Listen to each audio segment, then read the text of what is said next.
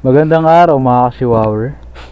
Pakinggan natin ng mga puna ng Vice Presidente sa aksyon ng PBBM administrasyon sa epekto ng Middle East conflict. Ang lakas mamuna pero hindi nakikita ang sarili. Hindi marunong manalamin. Dapat kung mamuna ka, lustay, mas maganda ang mga nagagawa mo para sa bayan.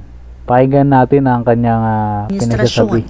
Marami siyang kakulangan bilang presidente. Hindi lamang sa pagbibigay ng simpatya at empathy sa ating mga kababayan. More than that ay yung problema at skandalo sa paggamit ng pera ng bayan. Magnanakaw baka mo? Mga guni-guni lang yata yan eh.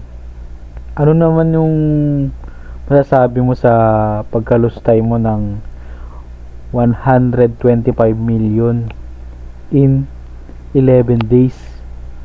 Pangalawa, ano na itulong mo sa mga kababayan natin? Ngak-ngak, puro ka salita at yabang. Wala ang karapatan maging pangulo. Pakinggan naman natin ang sagot ni Atty. Claire Castro sa mga patutsada ni Pusit. In particular tayo? Pwede, magalit sa gobyerno, magalit sa iba, para magkaroon ng away na ganun. Oo, Jerry, Anthony, noon pa yan ginagawa. Hindi pa, wala pang putukan sa Middle East. May gumagawa na yan, mataas pa na opisyal. Para magalit sa Pangulo. Mataas na opisyal? Yes. Laging paninira. Walang ginagawa ang Pangulo, walang simpatya ang Pangulo, walang tinutulong ang Pangulo. Yan ang ginagawa niya para bumagsak ang Pangulo. Clue! Tao ba ito?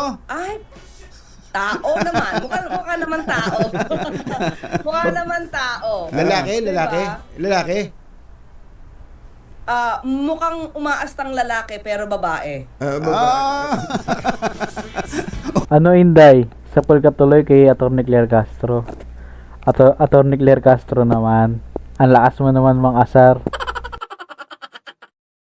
Aray ko, hindi mo na lang sinabi na tomboy siya. Kaya ikaw Inday, ugaliin mo manalamin bago mo ibuka ang bunganga mo para hindi ka katawa-tawa. Good luck sa presidential bill mo.